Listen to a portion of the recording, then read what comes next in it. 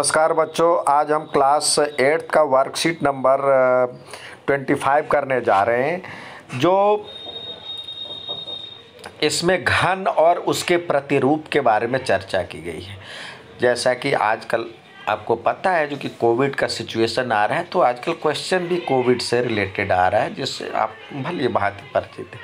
इसमें देखिए क्या कह रहा है, यहाँ पे देखिए, सरकार द्वारा घोषित मार्ग निर्देशन के तहत यदि 200 व्यक्ति उस क्षेत्र में संक्रमित हो गए तो कंटेनमेंट जोन घोषित कर दिया जाएगा। आपको पता है जो कंटेनमेंट जोन घोषित कैसे होता है, कह रहा है जो कि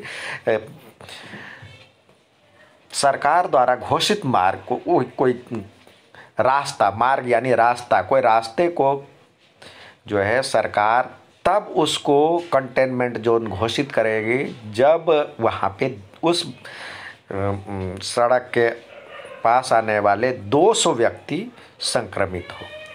अब यहाँ पे रिया और प्रिया बातचीत कर रही है। आज रिया बता रही थी कि एक क्षेत्र किस प्रकार मात्र चंद दिनों में ही इतनी जल्दी कंटेनमेंट जोन बन गया। वहाँ आज प्रिया और रिया आपस में बातचीत कर रही है जो कि एक क्षेत्र किस प्रकार मात्र चंद दिनों, कुछ ही दिनों में इतनी जल्दी कंटेनमेंट जोन बन गया है। वहाँ पर सबसे पहले एक ही व्यक्ति कोरोना संक्रमित था, परंतु कोरोना मरीजों की संख्या दिन प्रतिदिन एक विशेष पैटर्न के तहत बढ़ने लगी। अब ये पैटर्न कुछ इस प्रकार है। एक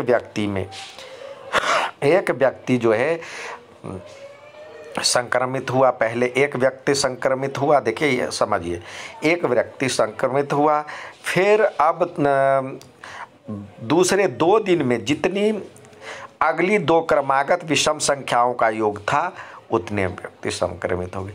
अब एक संक्रमित हो गया तो उससे 2 विषम संख्या यानी 2 और 1 के बाद विषम संख्या क्या है, 3 और 5 जोड़ दीजिए तो 8 हो गया। अब 8 के बाद कह रहा फिर अगली, तो एक था, 1 के बाद यहाँ पे लिया, फिर उसके बाद कह रहा अगली 3 विषम संख्याओं का योग उससे प्रकटित हो गया। तो अब 8 के बाद 9, फिर 11, फिर 13, फिर कह रहा उसके बाद 4 संख्या, इस तरह से होता गया। तो अब देखिए पैटर्न किस प्रकार है। पैटर्न ये दिया हुआ है, यदि वर्णित कंटेनमेंट, तो कह रहा है पहले दिन 1 था, अब दूसरे दिन 3 + 5 हो गया 8, यानी 2 का क्यू। अब 8 के बाद अगला क्या आता है, 7, 9 और 11, इसको जोड़े तो 27 आ गया, 3 का क्यू। फिर यहाँ पे 3 क्रमागत यानी यहाँ पे 27 आ गया था, 11 आ गया था, 3 और 5, तो 5 के बाद अगली 3, अब वहाँ 11 तक तो हो गया था, तो 13, 15, 17 और 19, उसको जोड़े तो 4 का क्यू। अब ये कह रहा इसी प्रकार वो चलता गया, तो अगली 5 क्रमागत संख्याओं का योग ज्ञात कीजिए। तो यहाँ पे आप लिख सकते हैं जो दिया हुआ है, यहाँ पे आप लिख सकते हैं जो कि अगली 19 के बाद क्या आना चाहिए। यहाँ पे कह रहा 4 दिया हुआ है, तो 19 के बाद क्या आएगा, 21। तो यहाँ पे आप जो है 21, 22, ये यहाँ पे 21 और फिर 23, तो 21, 23, 25, 27 और अगला क्या होगा 29, इसका जोड़, तो इसका जोड़ 1, 2, 3, 4, 5 है, तो 5 का क्यूब कितना होता है, तो 125, यानी यहाँ पे हम लिख सकते हैं 5 का क्यूब। तो ये हमारा था सवाल। अब कह रहा है अब कंटेनमेंट जोन बनने के बाद क्या कोरोना मरीजों की संख्या स्थिर हो जाएगी या पुरानी दर से ही वृद्धि होती जाएगी या घट जाएगी।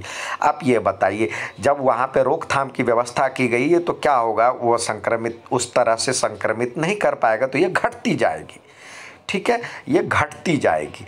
तो ये कारण बताए, क्योंकि एक दूसरे से कांटेक्ट में हो पाएगा, घर से निकलना बंद हो जाएगा, मास्क लगाएगा, तो ये बहुत सारा रोकथाम आजकल आपको पता है, वो आप लिख सकते हैं। दूसरा, आपके अनुसार सरकार को कितने व्यक्तियों के संक्रमित होने के बाद उस क्षेत्र को कंटेनमेंट घोषित करना चाहिए? आपके अनुसार यहाँ पे 200 दिया हुआ है, तो आप अपने हिसाब से अपना मत दे सकते हैं।